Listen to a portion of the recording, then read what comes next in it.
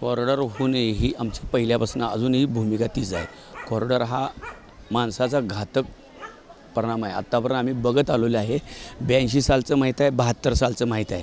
लोकांनी किती वेळा जरी केलं, जनतेपुढं आव्हान सरकारने का द्यावं असा आमचा प्रश्न आहे. पहिली गोष्ट. दुसरी गोष्ट असं आहे की आत्ता वारी झाली, 28 लाख लोकं आली, ही सरकारचं म्हणणं आहे. आत्तापर्यंत धक्काबुक्कीसुद्धा झालं नाही.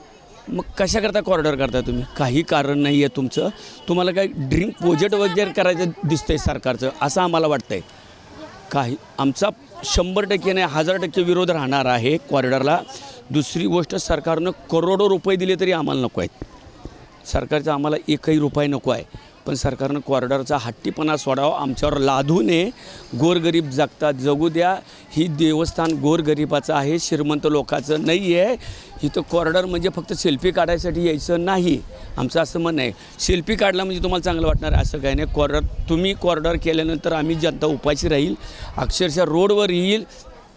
आम्हाला आत्महत्या केल्याशिवाय पर्याय राहणार नाही. ही सरकार आम्हाला आत्महत्या करण्यास प्रवृत्त करत आहे. आमची विनंती आहे सरकारला, तळमळीची, तुम्ही आमचे आहात, आमचे जर हवा. आम्ही हिंदू आहेत, सगळ्या हिंदूंनी हिंदूचं देवस्थान समजतो आम्ही. हिंदूसारख्या हिंदूलाच तुम्ही सर्व लोकांनी मारा लागला आहे. आम्ही हे 82 साली मेलेलो माणसं आहेत, त्यातनं उठलो आत्ता कुठं तरी तुम्ही 3 कॉरिडॉरचा विषय काढून आमच्या घरात 18 माणसं असतानासुद्धा तुम्ही आत्तापर्यंत 9 माणसा BP चढलेला आहे.